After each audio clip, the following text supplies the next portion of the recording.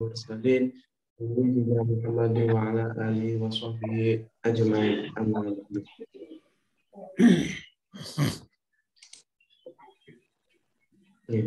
Yang kami hormati Bapak Wahyudin selaku pembicara pada kajian subuh pada pagi hari ini. Yang hormati Bapak Ketua Takmir, Bapak Masuri beserta seluruh jajarannya, dan tentunya para jamaah kajian subuh pada pagi hari ini. Puji syukur kehadirat Allah Subhanahu wa taala yang telah memberikan nikmatnya sehingga kita dapat berkumpul pada kajian subuh pagi hari ini dengan sehat walafiat. Selanjutnya salawat serta salam adalah kita curahkan kepada junjungan kita Nabi besar Muhammad Shallallahu Alaihi Wasallam yang kelak kita harapkan syafaatnya. Mungkin sebelum kita memulai kajian subuh pada pagi hari ini, alangkah baiknya kita memulai dengan bacaan Al-Fatihah terlebih dahulu. Al-Fatihah. Wabillahi minasyaitonir rajim. Bismillahirrahmanirrahim. Alhamdulillahirabbil alamin arrahmanir rahim maliki yaumiddin. Iyyaka na'budu wa iyyaka nasta'in. Ihdinas siratal mustaqim, siratal ladzina an'amta 'alaihim ghairil maghdubi 'alaihim waladdallin.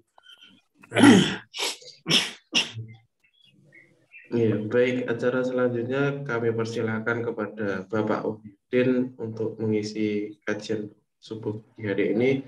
Kepadanya kami persilakan. Assalamualaikum warahmatullahi wabarakatuh. Waalaikumsalam warahmatullahi wabarakatuh. Bismillahirrahmanirrahim. Alhamdulillahirabbil alamin. Shalatu wassalamu ala asyrafil anbiya'i wal mursalin. Sayyidina wa maulana wa habibina wa syafi'ina wa qurrati a'yunina Muhammadin wa ala alihi wa ashabihi wa man tabi'ahu bi ihsanin ila yaumiddin. Amma ba'd.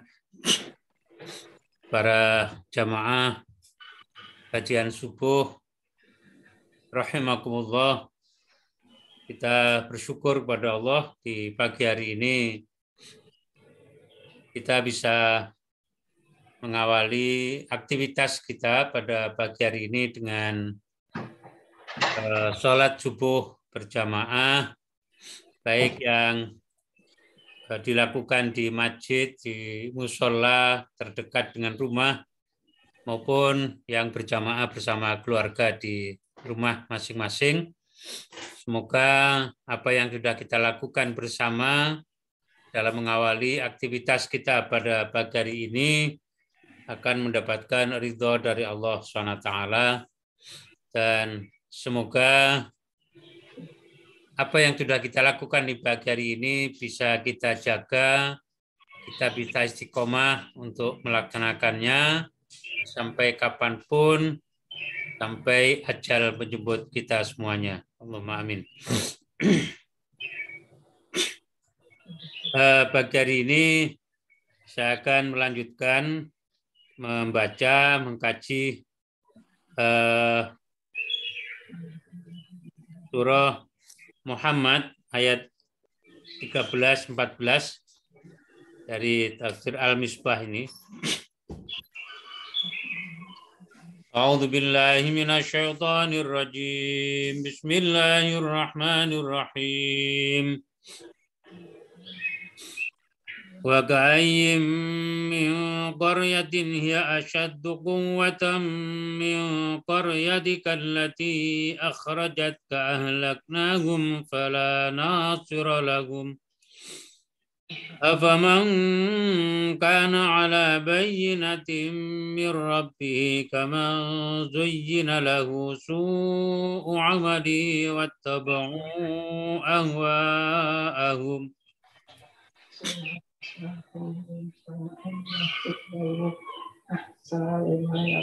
Pada ayat sebelumnya, ayat 11-12, Allah yang menjanjikan anugerah bagi yang wiridan itu. Mas Aim, di mute Mas Aim.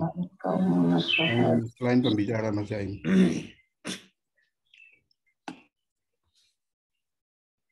pada ayat sebelumnya Allah telah menjanjikan anugerah bagi orang-orang yang beriman dan kebinasaan bagi orang-orang kafir. Ayat di atas, ayat 13-14 ini menjelaskan kuasa Allah yang telah terbukti pada masa-masa yang lalu. Sebelum Rasulullah SAW, umat-umat terdahulu, ketika kekafiran mereka sudah sampai pada puncaknya, perlawanan terhadap agama-agama yang didakwahkan oleh para nabi, para rasul Allah sudah sampai pada titik yang tertentu, maka Allah kemudian memberikan azab kepada mereka. Misalnya pada umat Nabi Nuh yang kemudian disapu dengan banjir besar, sehingga hanya tersisa beberapa orang saja yang mau mau bersama dengan Nabi Nuh menaiki perahu yang telah dibangunnya, yang telah dibuatnya. Demikian juga umatnya Nabi Soleh, umatnya Nabi Hud, dan seterusnya, Nabi Lut. Sehingga apa yang dijanjikan oleh Allah kepada orang-orang yang beriman untuk mendapatkan kehidupan yang baik dan kebinasaan bagi orang-orang yang ingkar kepada agama Allah, yang memusuhi dakwanya para rasul, para nabi, semuanya itu terbukti dan kita bisa mendapatkan informasi itu di dalam ayat-ayat Al-Quran maupun di dalam hadis-hadis Rasulullah Shallallahu Alaihi Wasallam. Ia juga merupakan perincian penjelasan tentang ancaman yang dikemukakan oleh ayat sebelumnya ketika meminta mereka memperhatikan akibat buruk dari kedurhakaan generasi yang sebelumnya. Sehingga termasuk kita diajarkan oleh Allah untuk memperhatikan bagaimana akibat kedurhakaan dari umat-umat terdahulu. Ya. Sekalipun umatnya Rasulullah ini tidak diperlakukan oleh Allah seperti umat-umat terdahulu. Kalaupun ada sekelompok umat, sekelompok masyarakat yang keingkarannya terhadap Allah sudah sampai pada puncaknya, tetapi kemudian mereka tidak dibinasakan secara keseluruhan. Ayat 13 ini bagaikan menyatakan betapa banyaknya kaum yang lebih lemah dari kaum beriman yang mengikutimu, wahai Nabi Muhammad Sallallahu Alaihi Wasallam, serta berpegang teguh dengan tuntunan kami yang telah kami anugerahi kemenangan menghadapi lawan-lawan mereka. Dan betapa banyaknya pula negeri-negeri yang penduduknya mendustakan Rasul yang kami utus, serta menyia-nyiakan tuntunan kami. Dan yang kondisi mereka lebih kuat dari penduduk negerimu yang telah mengusirmu, yakni Makkah. Para pengikut Rasulullah, orang-orang yang beriman kepada Rasulullah pada tahap awal, kelompok pertama adalah orang-orang yang banyak di antara mereka adalah orang-orang yang lemah. Bukan para tokoh, para kalau istilah sekarang para petinggi, para pejabat, bukan. Tapi dari orang-orang yang memang status sosialnya banyak yang dari kalangan yang rendah, seperti Bilal, justru dia seorang budak yang masuk Islam pada tahap-tahap awal, sehingga dia mendapatkan perlakuan yang sangat tidak manusiawi dari dari pemiliknya atau dari majikannya. Sementara orang-orang yang memusuhi dakwah Rasulullah, yang sampai mengusirnya, menterornya, mengembargo semua keperluan-keperluan pangannya, itu adalah orang-orang kaya, orang-orang yang punya pengaruh dalam kehidupan di masyarakat Makkah pada saat itu. Kendati demikian, kami telah membinasakan mereka dengan berbagai cara. Ini terjadi pada umat-umat terdahulu maupun pada masa Rasulullah ketika Nabi mendakwakan Islam pada periode Makkah, sehingga ketika Rasulullah sudah hijrah ke Madinah, jumlah umat Islam sudah semakin banyak, kekuatan umat Islam sudah cukup memadai, sekalipun sangat tidak sebanding dengan orang-orang kafir Mekah, sehingga Allah mengizinkan untuk melakukan perlawanan secara fisik dengan menggunakan kekuatan senjata. Tetapi dengan pertolongan Allah, tokoh-tokoh mereka kemudian satu persatu mati, meninggal di medan perang, mulai dari perang Badar dan perang-perang selanjutnya. Maka tidak ada seorang penolong pun bagi mereka dari siksa yang kami jatuhkan. Maka apakah orang yang selalu berpegang pada keterangan yang datang dari Tuhannya, sehingga semua aktivitasnya berdasar dalil dan bukti yang jelas, dan dengan demikian dia dapat melihat yang baik itu baik dan yang buruk itu buruk. Allah memberikan kemampuan kepada orang-orang yang sudah beriman kepada Rasul-Nya dan kepada Allah, Tuhan penciptanya, sebuah kemampuan untuk bisa membedakan mana yang batil, mana yang hak.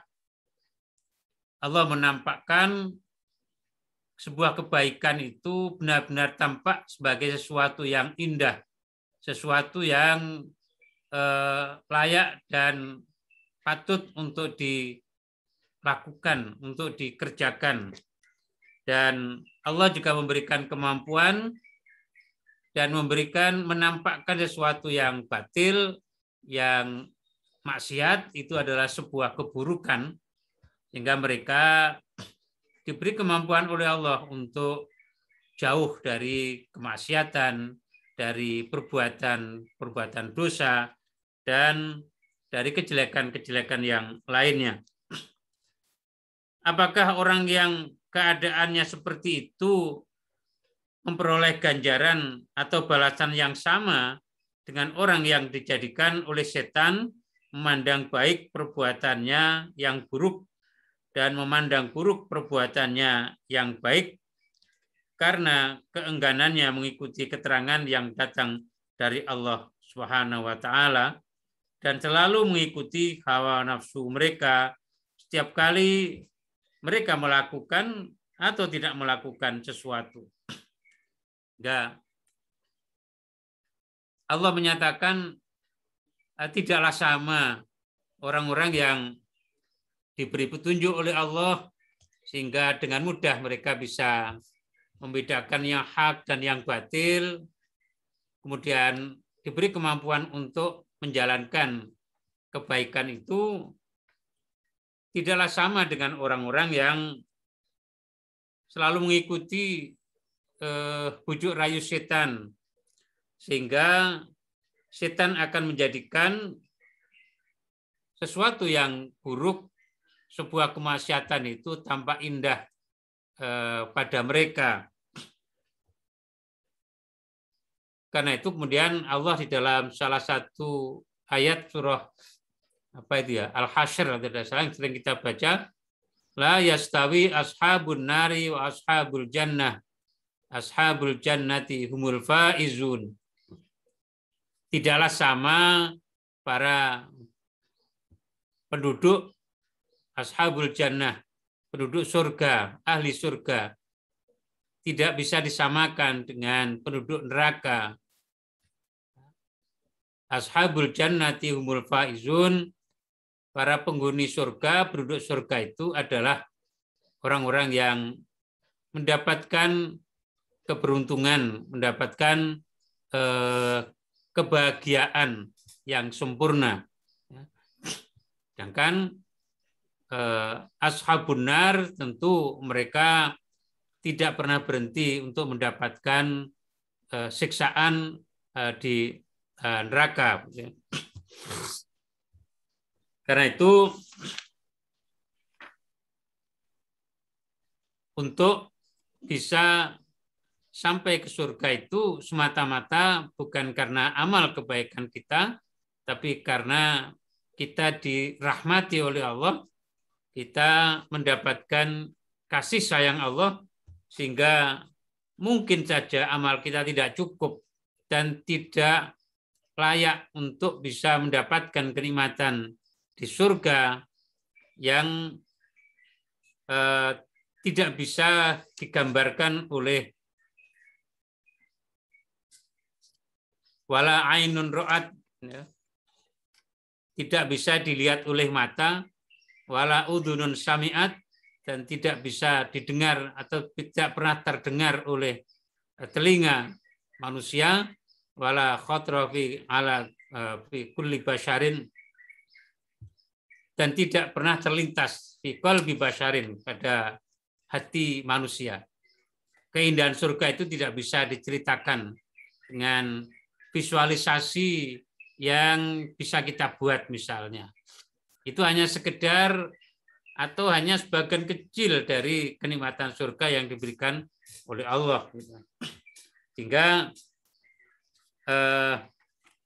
orang yang masuk neraka itu bukan ya memang karena amalnya, karena kejahatannya, karena kekafirannya. Sehingga itulah orang Jawa kalau masuk surga itu munggah swarga. Munggah itu kan artinya perlu kekuatan, perlu perlu modal yang besar. Sedangkan kalau orang ke neraka itu bukan munggah, tapi nyemplung. Ya. Melebu swarga, munggah swarga, nyemplung neraka. Nah, kalau nyemplung itu kan tidak usah, tinggal gelundung saja. Nah, jadi mungkin orang tidak berusaha, tapi akhirnya sampai juga gelundung. Tapi kalau namanya naik itu perlu perlu kerja keras, perlu kekuatan yang luar biasa. Bahkan kekuatan kita tidak cukup untuk sampai ke sana, kecuali Allah kemudian memberikan rahmatnya, memberikan kasih sayangnya. Ayat di atas menggunakan bentuk tunggal. Ketika menjelaskan rayuan setan kepada siapa yang memandang baik amal buruknya, sedang ketika berbicara tentang yang mengikuti hawa nafsu digunakan bentuk jamak, yakni hawa nafsu mereka. Nah, ini memberikan kesan bahwa keburukan bermula dengan yang sedikit, dan bila diabaikan serta tidak segera dihentikan, ia akan berkembang menjadi banyak atau menjadi besar. Kita seringkali menyaksikan bahwa sebuah kemaksiatan yang sudah sangat meluas itu tidak terjadi secara tiba-tiba, tapi biasanya terjadi secara berangsur bertahap. Misalnya dulu ketika ada tempat-tempat prostitusi, lokalisasi, tentu kemudian tidak terjadi dalam 1-2 malam, kemudian ada sekian ratus rumah yang kemudian dijadikan sebagai tempat melakukan transaksi prostitusi atau perzinahan. Tetapi tentu akan terjadi secara bertahap. Ada orang yang melakukan perbuatan seperti itu di suatu tempat, di sebuah kampung, karena tidak ada dianggap ya apa tidak ada yang melarang, mereka menganggap bisa berlangsung dengan nyaman, maka dari hari ke hari kemudian terus bertambah. Bertambah orang-orang yang menjajakan nafsunya, juga kemudian ada laki-laki yang datang yang kemudian melakukan transaksi-transaksi prostitusi itu. Akhirnya secara terus-menerus, karena tidak ada upaya dari penduduk di sekitar untuk melarang atau mencegah terjadinya kemungkaran seperti itu, akhirnya bertahun-tahun bukan bertambah berkurang, tapi terus bertambah besar. Bahkan bisa sampai ratusan rumah. Dulu tahun kira-kira 90-an 90 berapa begitu, panitia Ramadan di kampus Masjid ITS itu mengadakan ya semacam bakti sosial ke salah satu tempat lokalisasi di daerah Bangunrejo, ya, dekatnya Demak. Ternyata di sana itu satu RW itu kira-kira 80% rumah yang ada di RW itu semua ditempati para wanita yang menjajakan nafsunya itu. Ini kemudian ada upaya dari para tokoh masyarakat di tempat itu untuk memberikan pembinaan rohani, begitu, pengajian lah. Maka dipilihlah hari Jumat siang setelah Jumatan, mereka diajak untuk mengikuti pengajian yang menempati balai RW di tempat itu. Kita datang memang pada saat jadwal pengajian. Setelah selesai sholat Jumat, saya mengantar panitia Ramadan di kampus, ada beberapa mahasiswa yang mengikutinya ketika itu. Kemudian dilakukan pengajian, yang datang semuanya berpakaian ya, layaknya seorang muslimah, berpakaian yang tertutup, pakai jilbab, pakai kerudung, pakai rok panjang, dan seterusnya. Sehingga secara fisik begitu orang tidak menyangka bahwa perbuatan mereka itu adalah melakukan perbuatan-perbuatan yang terlarang oleh agama. Nah, di saat pengajian ya juga hampir sama dengan ibu-ibu yang sedang melakukan pengajian, nah, seperti misalnya di Balai RW di ITS begitu, dimulai dengan bacaan Al-Quran. Yang membaca Al-Quran juga dari mereka. Dan ternyata tidak sedikit di antara mereka yang bisa baca Al-Quran dengan baik. Karena mereka masuk ke tempat lokalisasi itu dengan berbagai macam latar belakang. Ada yang karena rumah tangganya sudah tidak bisa dibangun lagi bersama suaminya, broken home. Ada yang memang merasa dikhianati oleh suami dan banyak sebab yang lain sampai mereka kemudian masuk di tempat lokalisasi itu. Kemudian membaca sholawat seperti layaknya pengajian pada umumnya. Mereka juga kalau kita perhatikan hampir semua mereka hafal dengan sholawat-sholawat yang dilantunkan pada saat itu. Kemudian seorang ustadz yang secara bergantian diundang, dan ada seorang kawan yang memang secara punya komitmen yang luar biasa untuk membina mereka itu. Namanya Ustadz Khairan. Itu yang kalau tidak salah baru saja wafat itu. Beliau dengan begitu telaten untuk membina mereka. Sehingga setiap Jumat itu dilakukan, diberikan pengajian. Tentu tidak bisa dengan pengajian sekali dua kali kemudian mereka sadar, mereka berubah. Memang ada beberapa yang kemudian muncul kesadarannya sampai kemudian mereka bertobat, mereka meninggalkan tempat itu dan mencari nafkah dengan cara-cara yang lain yang halal dan lebih terhormat. Tetapi ada juga yang tetap saja mereka sudah 1 tahun ikut pengajian tapi ya tetap aja nggak berubah. Wae pengajian ya pengajian, wae golek ngelayani tamu ya tetap melayani tamu. Sehingga ada yang tanya, kalau misalnya maghrib datang bagaimana? Karena mereka juga sholat, ada tidak sedikit mereka tetap sholat. Ya. Sehingga ya kalau waktunya maghrib tiba ya sholat dulu, nanti tamunya suruh nunggu. Habis sholat baru tamu ini ditemoni. Ini karena mereka menganggap ini soal kerja, tidak ada hubungannya dengan ibadah. Padahal dalam Islam itu tidak bisa dipisahkan antara muamalah dan ibadah. Sehingga tentu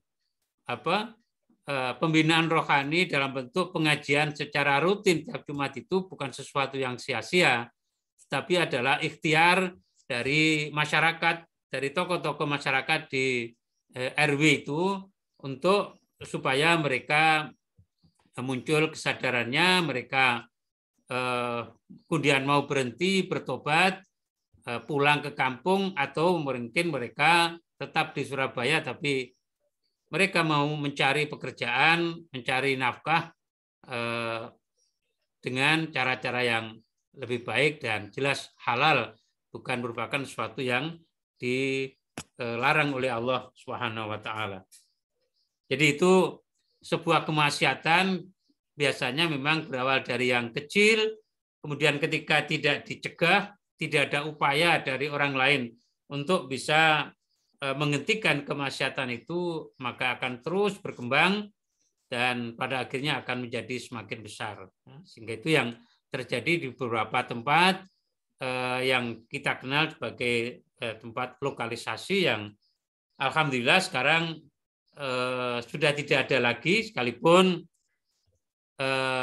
praktek-praktek perzinahan tentu tidak akan bisa hilang sama sekali dari kehidupan masyarakat.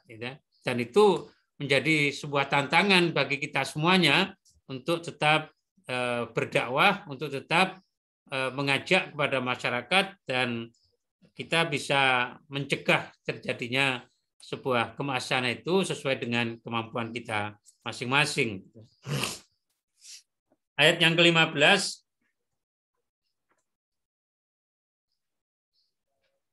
Ayat 15. Allah menyatakan Mathalul jannati allati wu'idal muttaqun fiha anharum min ma'in ghairi asin wa anharum min labanin lam yataghayyar ta'muhu wa anharum min khamrin ladzatin lisyaribin wa anharum min 'asalin musaffa wa lahum fiha min kulli thamarati wa maghfiratum min rabbihim kaman huwa khalidun fin nari wa suqu ma'an hamima faqatta'a am'a'ahum.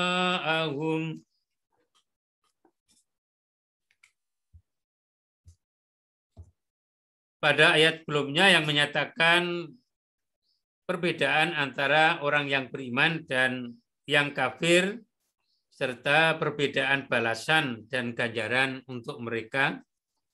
Maka ayat 15 ini menguraikan sebagian dari ganjaran yang dijanjikan kepada orang-orang yang bertakwa.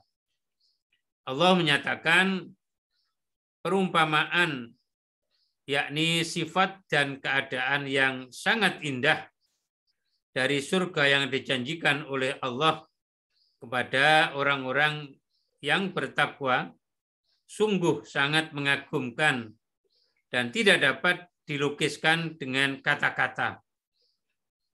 Di dalamnya ada sungai-sungai dari air yang tiada berubah rasa dan baunya. dan sungai-sungai dari susu yang tiada berubah pula rasanya, betapa lama pun ia disimpan, dan sungai-sungai dari khamr, yakni arak,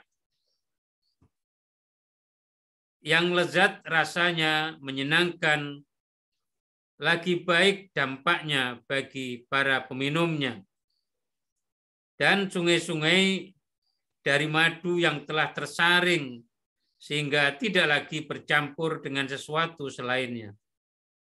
Dan di samping itu mereka memperoleh juga di dalamnya segala macam dan jenis buah-buahan, dan mereka juga memperoleh ampunan dari Tuhan mereka. Apakah orang yang memperoleh kenikmatan surgawi itu sama dengan dia, yakni orang yang kekal dalam neraka, dan mereka diberi minuman dengan air yang mendidih, sehingga karena panasnya memotong-motong usus mereka? Pasti tidak akan sama. Ayat ini sekali lagi menggambarkan betapa indahnya kehidupan di surga itu. Ya. Sehingga Allah menyediakan sekian banyak buah-buahan, minum-minuman, termasuk minuman yang ketika kita hidup di dunia ini dilarang untuk kita mengkonsumsinya. Khamr dengan segala macam jenisnya, ya, yang sekarang kita diharamkan untuk mengkonsumsi, tetapi nanti di surga itu menjadi minuman yang sangat lezat bagi para penghuni surga itu. Sementara manusia yang ingkar pada Allah, yang selalu bermaksiat pada Allah,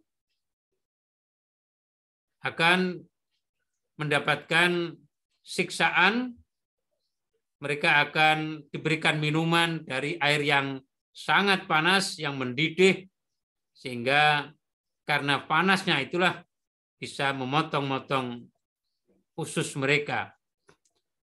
Kita tidak bisa bayangkan kalau sekarang kita minum air yang sedang mendidih, apa yang terjadi di dalam perut kita.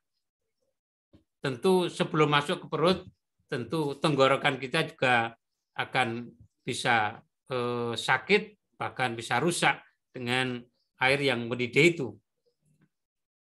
Padahal siksa di neraka itu tidak akan pernah berhenti. Bahkan ketika kulit-kulit manusia itu terkelupas karena panasnya api neraka, Allah kemudian akan membuat kulit yang baru agar mereka semakin bisa merasakan betapa pedihnya siksaan itu. Kullama nadijat juluduhum baddalnahum juludan ghairaha liyadzuqul adzab. Itu Al-Quran menyatakan seperti itu. Ya, setiap kali kulit itu melupas, Allah kemudian membuat kulit yang baru. Kenapa hanya kulitnya yang dibuat baru oleh Allah? Karena ternyata ketika kita hidup sekarang ini, kulit itu merupakan bagian anggota tubuh kita yang sangat sensitif, baik menerima panas maupun dingin. Karena itu ketika kulit itu rusak, terkelupas, Allah membuat kulit yang baru supaya semakin bisa merasakan betapa pedihnya, betapa beratnya siksa neraka itu. Para ulama berbeda tentang predikat, berbeda pendapat ya tentang predikat dari kalimat perumpamaan surga yang dijanjikan kepada orang-orang bertakwa.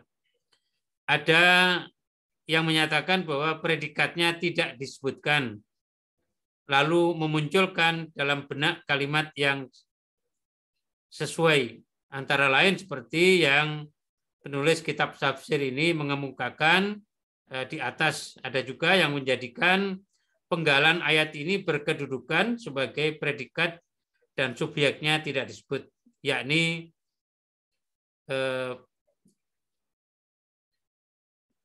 akan dijelaskan atau berikut penjelasan yang perumpamaan surga yang dijanjikan kepada orang-orang bertakwa.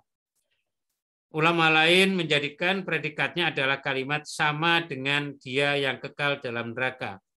Yakni apakah dia, yaitu orang-orang yang kafir dan selalu bermaksiat pada Allah yang menghuni surga, apakah dia penghuni surga yang sifatnya seperti dijelaskan ini sama dengan orang-orang yang kekal di dalam neraka itu. Kata masal digunakan dalam arti perumpamaan yang aneh atau menakjubkan. Perlu diingat bahwa masal bukan berarti persamaan antara dua hal. Ia hanya perumpamaan. Memang ada perbedaan antara masal dan misil. Yang kedua, yaitu misil mengandung makna persamaan bahkan keserupaan atau kemiripan. Sedang masal tekanannya lebih banyak pada keadaan atau sifat yang menakjubkan yang dilukiskan oleh kalimat masal itu. Keadaan surga tidak dapat dipersamakan dengan sesuatu karena seperti dawuhnya Rasulullah SAW, di sana terdapat apa yang belum kamu lihat dengan mata atau didengar oleh telinga dan terlintas dalam benak manusia. Al-Quran menjelaskan tentang surga dengan berbagai cara. Memang pada umumnya dengan menampilkan gambaran yang bersifat material dan sesekali disertai dengan kenikmatan rohani, yakni bersifat spiritual. Demikian juga sebaliknya ketika menguraikan tentang neraka. Allah Maha mengetahui tentang hamba-hambanya. Ada di antara mereka yang tidak terdorong untuk melakukan kebajikan tanpa dijanjikan dengan kenikmatan jasmani. Ada juga yang sangat mengandalkan kenikmatan rohani. Termasuk kita barangkali bersemangat untuk melakukan kebaikan, untuk beribadah, karena Allah menjanjikan balasan yang sama bahkan jauh lebih banyak, bahkan tak terhingga balasan yang diberikan oleh Allah kepada manusia. Sehingga kebaikan itu ada yang dilipat gandakan menjadi 10 kali, 70 kali, sampai 700 kali, bahkan adha'afan mudha'afah, yang kemudian tidak bisa dihitung berapa banyak balasan ganjaran dari orang-orang yang telah berbuat baik. Dan itu adalah salah satu yang memotivasi manusia, termasuk kita, untuk melakukan kebaikan. Sekalipun juga ada hamba-hamba Allah tertentu yang ketika mereka melakukan kebaikan, beribadah pada Allah, baik sifatnya yang ritual maupun yang sosial, mereka tidak berhitung dengan balasannya. Tapi semata-mata itu adalah bagian dari wujud rasa syukurnya kepada Allah Subhanahu wa Ta'ala. Tapi sekali lagi, sebagian besar manusia ini melakukan kebaikan karena melihat betapa besarnya Allah memberikan balasan dari kebaikan yang kita lakukan. Kalau kita tidak mendapatkan balasan di dunia, kita yakin Allah akan memberikan balasan kebaikan itu di akhirat. Sehingga orang ketika menolong seseorang misalnya tidak punya niat bahwa suatu saat nanti orang itu akan menolong kita. Tidak. Tapi kita niatkan ketika kita menolong orang, ketika kita membantu orang lain yang punya kesulitan, maka Allah akan menolong kita. Allah dengan berbagai macam cara akan memudahkan kita untuk mendapatkan pertolongan dari siapapun. Bahkan ketika kita punya kesulitan, seringkali yang membantu kita bukan orang yang pernah kita tolong, tapi orang-orang yang sama sekali kita belum pernah berbuat baik kepada mereka. Itulah janji Allah bahwa ketika kita mau berbuat baik pada orang, Allah akan menggantinya. Allah akan memberikan pertolongan. Ya, kalau tidak di dunia, pasti pertolongan itu akan diberikan oleh Allah di akhirat. Tapi sekali lagi seringkali kita membuktikan ketika kita ringan untuk membantu orang lain, apapun bentuk bantuan kita, baik secara materi, bantuan untuk memberikan misalnya nasihat, pemikiran, atau tenaga, maka di saat kita kesulitan, butuh pertolongan, ada saja yang kemudian memberikan pertolongan kepada kita. Dan sekali lagi seringkali orang yang datang menolong pada kita bukan orang-orang yang pernah kita tolong. Itu adalah bukti janji Allah yang diberikan kepada kita. Innallaha la yukhliful mi'ad. Allah itu tidak pernah mengingkari apa yang dijanjikan itu. Ada manusia yang tidak memenuhi perintah kecuali dengan ancaman, dan ada juga yang malu melakukan berbagai kebajikan karena malu kepada Allah yang telah menganugerahkannya berbagai kenikmatan sehingga mereka mengabdi sebagai tanda rasa syukurnya. Ini tadi yang saya sampaikan, ada hamba-hamba Allah yang malu tidak melakukan kebaikan, malu untuk melakukan kemaksiatan karena merasa betapa besarnya nikmat Allah yang telah dianugerahkan. Sehingga mereka merasa tidak pantas untuk tidak melakukan kebaikan, untuk tidak jauh dari kemaksiatan, dari perbuatan dosa. Demikian manusia berbeda-beda, walau semua menyatu pada fitrah kejadian. Nah, aneka kecenderungan itu diperhatikan oleh Al-Quran sehingga tampil pula firman-firman Allah dengan berbagai cara dan pendekatan. Kita tidak harus menilai para filosof telah keluar dari tuntunan agama bila mereka menyatakan bahwa ayat-ayat yang menguraikan surga seperti ayat di atas ditujukan kepada orang-orang awam yang tidak mengenal secara baik kenikmatan rohani. Walau sebenarnya kenikmatan surga dan siksa neraka hanya bersifat rohani. Sekali lagi, kita tidak perlu menilai mereka telah keluar dari koridor agama. Namun demikian, kita tidak juga akan berspekulasi dan berkata bahwa kenikmatan surgawi hanyalah rohani, karena terlalu banyak ayat Al-Quran dan hadis-hadis Rasulullah yang menggambarkannya sebagai kenikmatan jasmani. Walau dalam saat yang sama menekankan bahwa kenikmatan jasmani tidak ada artinya jika dibanding dengan kenikmatan rohani. Sedikit ridho dari Allah lebih besar daripada surga dan istana-istananya. Karena itu tujuan akhir dari hidup kita itu kan mencari ridho Allah. Jadi bagaimana supaya sepanjang hidup kita ini apa yang kita lakukan itu diridhoi oleh Allah. Ketika kita meninggal, Allah ridho dengan apa yang sudah kita lakukan. Itu adalah menjadi tujuan hidup kita yang paling pokok. Karena itu, untuk bisa mendapatkan ridho dari Allah, tentu kita bisa melakukan sesuatu yang sudah diajarkan oleh Allah. Kita melakukan kebaikan-kebaikan, kita jauh dari dosa, dari kemaksiatan, itu semata-mata agar kita diridhoi oleh Allah SWT. Memang tidak semua orang bisa memasang niat seperti itu. Pada awalnya memang orang melakukan kebaikan, ya mungkin karena pahala, karena balasan yang diberikan oleh Allah. Tapi pada akhirnya, bagaimana hidup kita itu bisa mendapatkan ridho Allah. Dan ridho Allah itu jauh lebih besar nilainya dari apapun kenikmatan yang diberikan Allah kepada kita.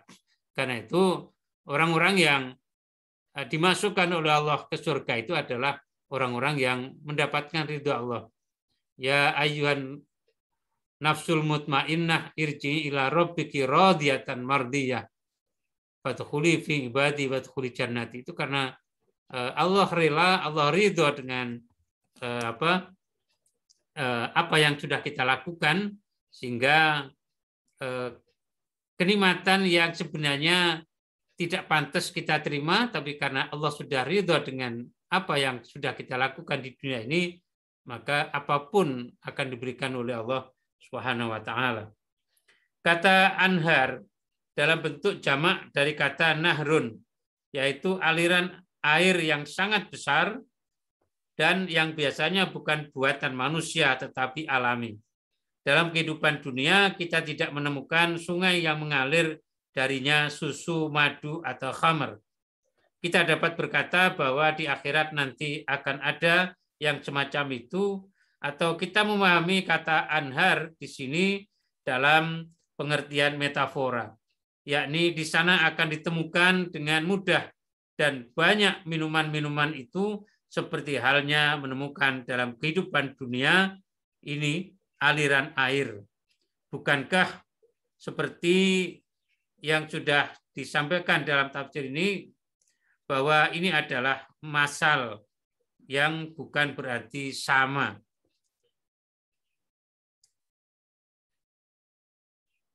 Susunan penyebutan ragam sungai-sungai oleh ayat di atas menjadi perhatian sebagian ulama.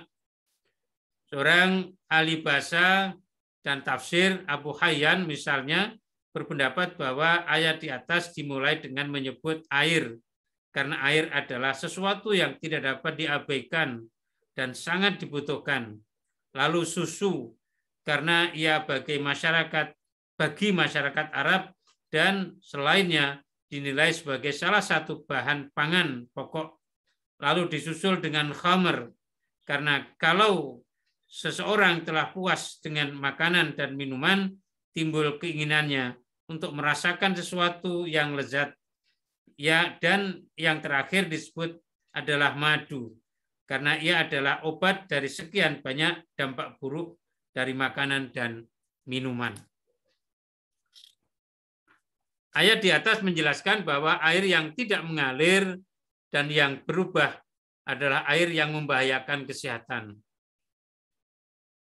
Dengan demikian, ayat ini telah menjelaskan hal itu jauh beberapa abad sebelum ditemukannya mikroskop. Kini setelah ditemukannya mikroskop, orang dapat mengetahui bahwa pada air yang tidak mengalir dan berubah terdapat jutaan bakteri dan virus yang membahayakan kesehatan manusia dan hewan melalui berbagai macam penyakit. Penyebutan maghfirah, pengampunan Allah setelah penyebutan berbagai kenikmatan jasmani di atas, untuk menjelaskan bahwa di samping kenikmatan jasmani, mereka juga memperoleh ketenangan batin. Memang ketersediaan berbagai macam rezeki yang bersifat material belum menjamin ketenangan batin. Banyak sekali orang yang berlimpah hartanya, tapi kering hatinya, sering merasakan kegelisahan, kegalauan dalam kehidupan ini. Kecuali jika disertai dengan rasa damai akibat hubungan harmonis yang menghapus segala dosa, kecaman, ataupun ganjalan hati. Bisa juga kata maghfirah itu menunjuk kepada perolehan pengampunan Allah sebelum mereka masuk ke surga. Memang kata dan tidak mengandung makna perurutan. Ia tidak berarti bahwa yang disebut kemudian harus terjadi setelah yang disebut sebelumnya. Bisa saja yang disebut sebelumnya justru terjadi setelah yang disebut di belakangnya. Ini beberapa hal penjelasan yang terdapat di dalam tadi surah Al-Muhammad ayat 12, 13, 14, dan 15. Semoga Allah masih memberikan kesempatan hidup, umur panjang dan sehat kepada kita semuanya, sehingga kita terus bisa memperbaiki kualitas ibadah kita. Dan semoga Allah mengampuni semua dosa-dosa kita, dosa kedua orang tua kita, dosa anak-anak kita, dan dosa semua guru yang telah memberikan ilmunya kepada kita. Mari kita akhiri kajian subuh pada pagi hari ini dengan memohon pada Allah, kita bermunajat, semoga apa yang kita mohonkan pada Allah, Allah mendengar dan mengabulkannya. Bismillahirrahmanirrahim. Allahumma salli wa sallim wa barik ala sayyidina Muhammadin al-Fatih lima ughliqa wal khatimi lima sabaqa nasiril haqqi bil haqqi wal hadi ila siratikal mustaqim wa ala alihi wa sahbihi haqqa qadri wa miqdarin azim. Alhamdulillahi rabbil alamin. Allahumma ighfir lana dzunubana wa liwalidina warhamhuma kama rabbayana shighara wa li jami'il muslimina wal muslimat wal mu'minina wal mu'minat irfa' lahumud darajat wa dha'if lahumul hasanat wa kafir 'anhumus sayyi'at. Rabbana ighfir lana dzunubana wa li ikhwanina alladzina sabaquna bil iman wa la taj'al fi qulubina ghillan lil ladzina amanu rabbana innaka ra'ufur rahim. Allahumma inna nas'aluka salamatan fid din wa afiyatan fil jasad wa ziyadatan fil ilmi wa barakatan fil rizqi wa taubatan qabla al maut wa rahmatan 'inda al maut wa maghfiratan ba'da al maut. Allahumma hawwin 'alaina ya Allah fi sakaratil maut wa najata minan nar wal 'afa 'inda al hisab. Allahumma tawaffana muslimin wa alhiqna bis salihin waj'alna min warathati jannatin na'im bi rahmatika ya arhamar rahimin. Allahumma inna nas'aluka as-sihhata wal 'afiyata wal mu'afata ad-da'imata fid dini wad dunya wal akhirah. Rabbana atina fid dunya hasanah wa fil akhirati hasanah wa qina adzaban nar wa adkhilnal jannata ma'al abrar ya aziz ya ghaffar ya rabbal alamin. Wa sallallahu ala sayyidina Muhammadin wa ala alihi wa sahbihi wa baraka wa sallam. Subhana rabbika rabbil izzati amma yasifun wa salamun alal mursalin walhamdulillahi rabbil alamin. Wallahul muwaffiq ila aqwamit thoriq. Assalamualaikum warahmatullahi wabarakatuh. Waalaikumsalam warahmatullahi wabarakatuh. Alhamdulillahirabbil alamin, telah selesai kajian pada pagi hari ini. Terima kasih kepada Bapak Wahyudin yang telah memberikan materi pada kajian subuh pada pagi hari ini. Mungkin cukup sekian kajian subuh pada pagi hari ini. Kurang lebihnya mohon maaf. Wassalamualaikum warahmatullahi wabarakatuh. Waalaikumsalam warahmatullahi wabarakatuh. Terima kasih Pak Wahyudin, Mas Jaim. Alhamdulillah.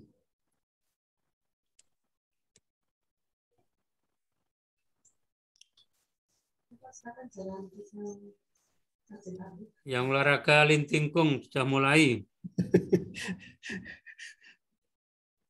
Biasanya tambah tanya jawab 1,5 jam nih.